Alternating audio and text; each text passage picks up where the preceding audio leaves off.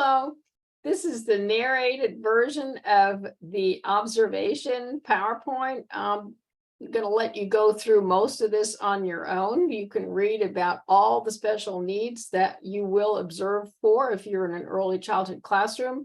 Because let's face it, when they come to your classroom, oftentimes these children have not been diagnosed yet. So you will be part of that process of making observations and being able to share that with the parents and other professionals before a diagnosis is often arrived at. Okay. So we're going to go ahead and work our way through here. One of the things that I noticed most often when I was teaching first grade was they were squinting, because that's the first time they've been asked to do anything related to the board. Because I would have on the board, say a sentence they had to copy and fix, put capital beginning, period at the end, spaces between the letters, between the words. And they couldn't, they were sitting there like this and squinting. Every now and then they'd get up real close to the board and start writing. Okay, note needs to be sent home to the family. Junior's having trouble seeing what's on the board. I recommend taking him to the eye doctor. So there you have it. And lots more. Yeah, okay. These are all ways of recording observations. A lot of times anecdotal records. I used to just keep a portfolio on every child. I mean, literally just a file folder on everybody, blank page in the file folder. And that's where I put my sticky notes. So those sticky notes, they would have a date, time, and then just an observation, whatever it was. And that way I had something to talk about as far as behavior and things that I had noticed when I was in conference with the family.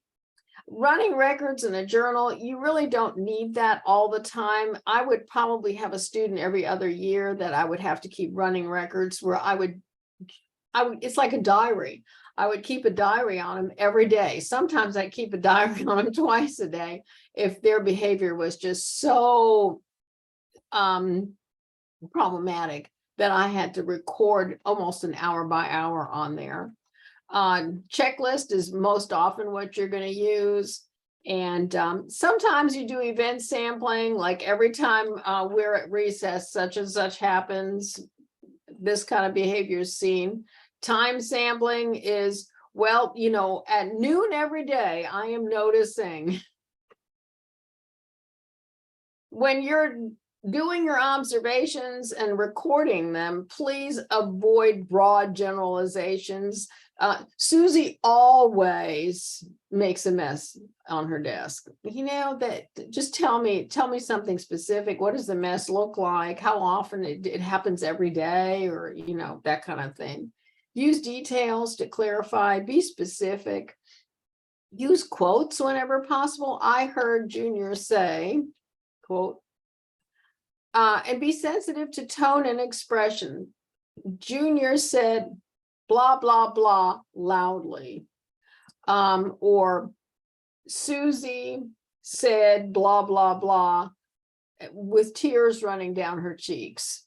That gives the reader an idea, and they can form their own conclusions. You don't want to come to conclusions on this. You just want to write just the facts, because you're going to have to defend those facts. The day will come that you send home a note and you will have to defend the note. You will have to have documentation of something specific with no judgment call on it. Trust me, the day will come. These are all terms to avoid. I wonder, it appears, it seems like all favorite terms when teachers write notes.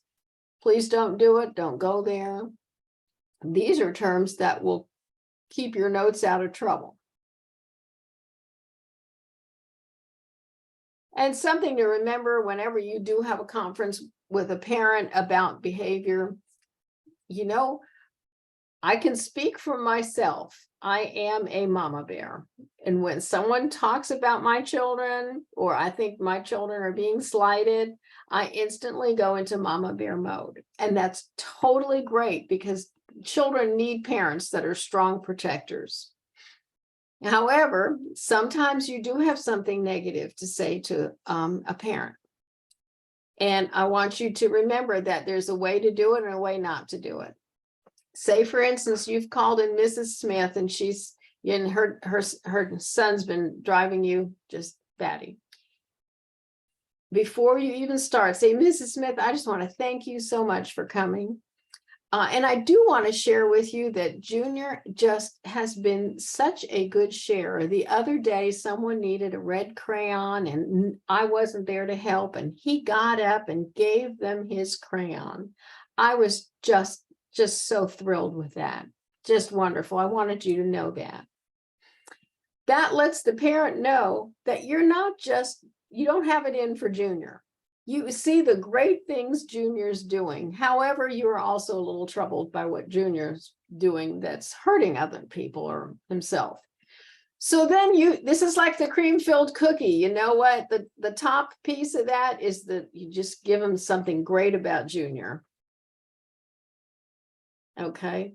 Then you need to go to the middle. The cream part on the middle is where you share the not so good. However, I'm having use the I word.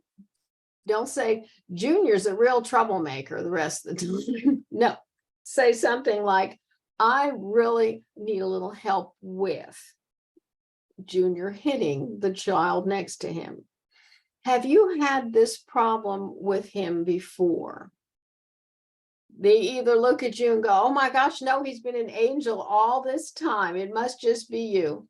Or they're going to say, you know, we had this issue last year, or I've seen this with the next door neighbors and so on and so forth. But always use the I need your help with. And then come up with a plan. Do you have any suggestions for me, Mrs. Smith? Let the parent be the guide here. And then come up with a workable plan, whatever it is.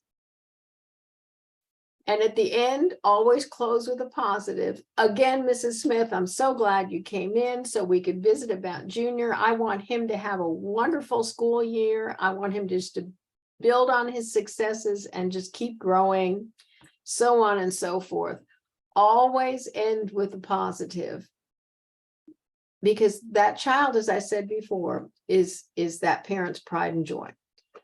Okay.